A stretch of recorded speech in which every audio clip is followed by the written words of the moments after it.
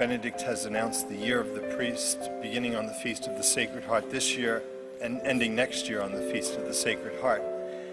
And it's, we say, a time of priestly renewal, of prayer for priests.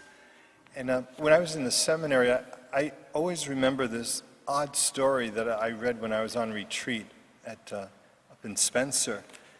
And it's kind of incomprehensible, but I'll give you my interpretation. The story is that a man lived in the wilderness, and all the water he found was stagnant and foul, except for one stream. This one stream had pure, fresh water. It was the only water that one could drink. So one day he decides that he was going to follow that stream to its source. So through the forest, over the hills, he continued to follow that pure stream of water to its source. And finally, coming to a mountain, he went up the mountain, and he found the source of that pure, fresh water. And the source was the mouth of a dead dog. Okay, the mouth of a dead dog. It's kind of bizarre, but I think that the resolution is that it's more comprehensible that pure water would flow from the mouth of a dead dog than that divine mercy and grace would flow from the hands of a priest. Okay. Mouth of a dead dog, hands of the priest, neither one makes any sense. But in God's plan, he ordained that human instruments would be channels of his mercy and grace to the world. And instruments have to be humble. They have to recognize the source. And the source is the fact that we believe that in the church there's only one priest, one priesthood. Okay? New Testament has only one priest. New Testament has only one priesthood, only one sacrifice. It's his priesthood, it's his sacrifice that we offer, that we share.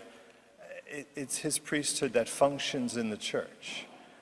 Like we say, these priests are just instruments of that priest, instruments of he who is the source of all mercy and grace in the world. And it's necessary to be humble instruments, always to realize the source. I remember one story of a priest who went to perform an exorcism. And when he walked into the presence of the man who was possessed, the devil spoke through the possessed man. And the possessed man said, "I fear him not, for he is proud. I fear him not, for he is proud." Okay? The devil has no fear of the proud. It's humility that crushes the head of the serpent, the heel of the woman. What could be more humble than the heel of the woman crushing the head of the serpent? St. Joseph is called the terror of demons. Okay? And what terrorizes demons is humility. And so that vocation to pray for priests is specifically the Carmelite vocation. Carmelites have the vocation to pray for priests. And St. Therese, when she would see or hear about a priest who was not living up to his vocation, she would blame herself because she felt her job was to pray for priests, and if he was not doing her job, and so that Carmelite vocation is instituted in the church. Above all, it's a life of prayer, and particularly for priests.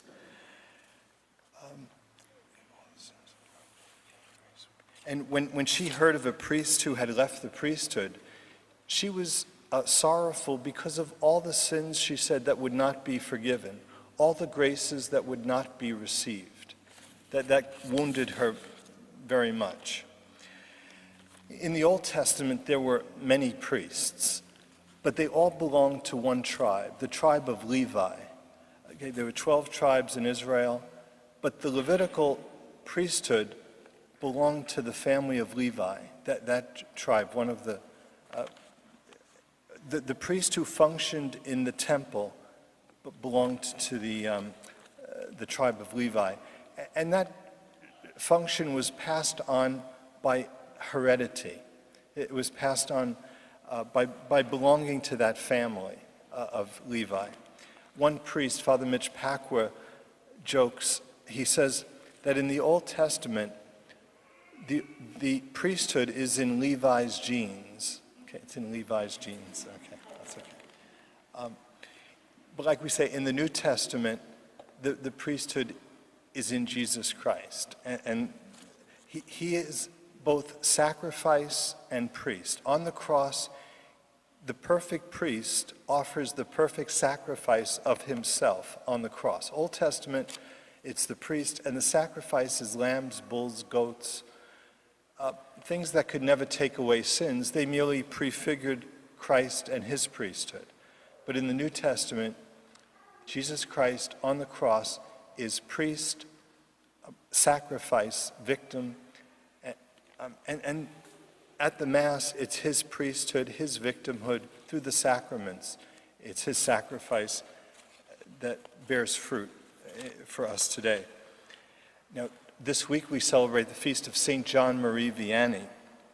And St. John Vianney was, the devil would bother him. The devil would set his bed on fire. St. John Vianney got very little sleep because he heard confessions many, many hours during the day. And St. John Bosco says that my confession is the devil's bankruptcy. Okay? When I go to confession, the devil is empty-handed, leaves empty-handed. Confession undoes all his hard work. Confession is the devil's bankruptcy. And that's why he disliked St. John Vianney so much. And once the devil was forced to admit the great good that St. John was doing, the devil spoke to St. John Vianney and said, "Two more like you, and my kingdom would be in shambles. Two more like you, and my kingdom would be in shambles." It's kind of a testament to the great good that even one or two priests could do. Okay? St. John Vianney led a very austere life. He ate like two potatoes for a meal. And he said the third would be simply for the pleasure of eating. So he even mortified his appetite. St. John Vianney once appeared to the devil. The devil appeared to St. John Vianney, and pointing to the statue of the Blessed Virgin Mary, the devil said, "If it were not for her, you would be mine." Okay? If it were not for her, you would be mine. St. John Vianney also says that the proper dress for a priest is a shabby cassock and a chasuble of gold. A shabby cassock and a chasuble of gold. A shabby cassock for his humanity, but a chasuble of gold because he acts in the person of Christ the high priest. And so in this year of the priest, we renew that intention to pray for priests. I remember in the seminary, you knew that some people were seeking the priesthood of Jesus Christ, but there were a few who were just seeking ordination. Well, ordination is a lower bar. Okay? The priesthood of Jesus Christ is a very high bar. Okay? Actually, it's crucifixion. Okay? And so we pray for priests that they will always keep in mind their vocation, that high bar of Christ's priesthood, which they are called to live out.